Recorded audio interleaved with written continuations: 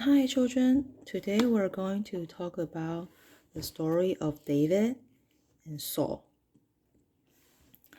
As you might remember from the previous story, people of Israel loved David very much and they praised him over their king Saul. So Saul envied David and trying to kill him. So David had to flee from him. And then wherever David fled to, Saul is chasing him.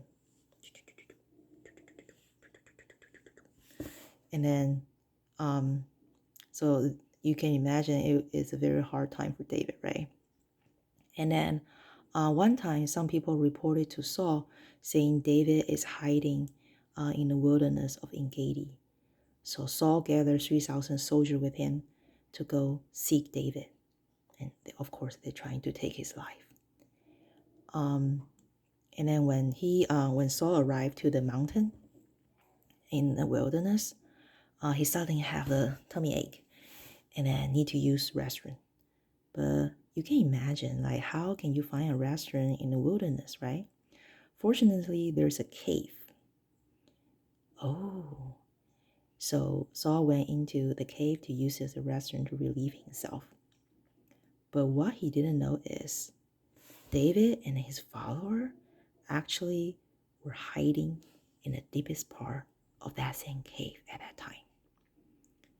And then so when Saul was relieving himself, the David's men told David, "Hey, this is just like what Jehovah had told you, that he will deliver your enemy into your hand. Now is your chance. You can go do whatever you think is good." If you were David, children, if you were David, would you go strike Saul down because he was bad to you? He chased you over places. If you striking him down now, you don't have to run away like a mouse again. But you know what? David didn't do it. He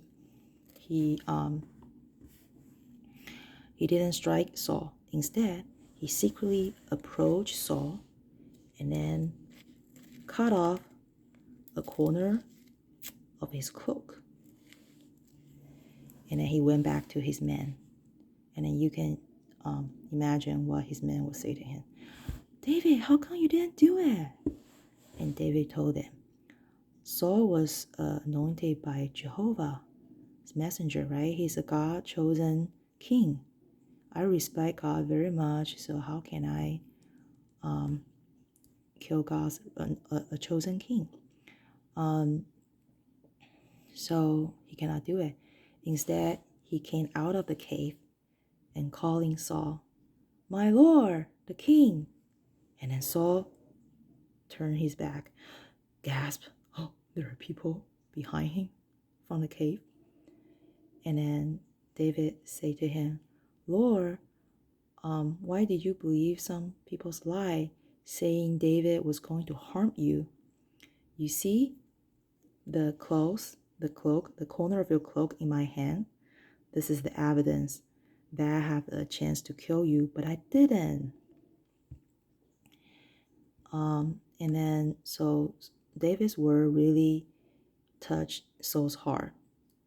And then Saul cried and said, "Oh, now I understand, because if I'm the enemy of you, how can you send me safely away? So right now I know you are going to be the king of Israel and establish the kingdom. Now please swear to God that you will not kill me or kill my children." So David make this swear, and then after that they shake hands, and then they went back to their own places.